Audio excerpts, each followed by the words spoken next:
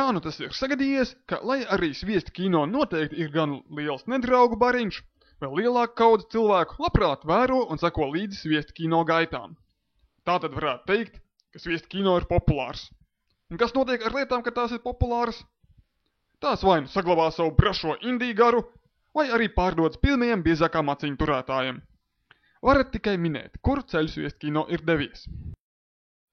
Tātad Sviesta kino ir pārdevis savu miesu ļaunajiem naudas maisiem, kas nozīmē, ka mēs piedāvājam jums jaunu rubriku – Sviesta kino reklāma. Un šodien Sviesta kino apskatīs produktu Top Speed. Vadoties pēc oficiālā teksta, Top Speed ir interneta spēle par braukšanu ar kārtingu. Un tā ir vislabākā pasaulē.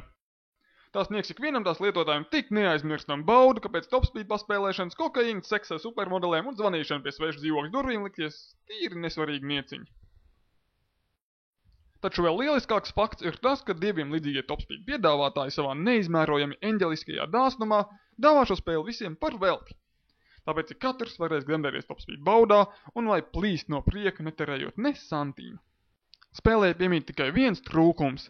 Proti tā ir tik aizgraujoša, ka tās patērēšana draud lietotājiem miršanu no bāda slāpēm un miega trūkumu, jo visi dzīvības uzturēšanas procesi liksies totāli neinteresanti un nesvarīgi pēc tam, kad pamēģināsiet Top Speed. Satiksimies trasē! Bet mums ir arī Sviesta kino variants. Patiesībā Top Speed ir vienkārši tīkla mašīnīšu spēlīt, kas paredzēta casual auditorijas pievilināšanai. Tajā sabāst pieredzi un līmeņu vākšanu, lai cilvēkiem rastos iespējas, ka viņi kaut ko sasnieguši, un animē, lai apmierinātu mūsu katru iekšējo pedolāci. Visiem, kuriem ir vismaz bakalaura grāds Counter-Strike, labāk turēties no spēles pa gabalu, bet pārējo var arī pamēģināt. Bet atcerieties!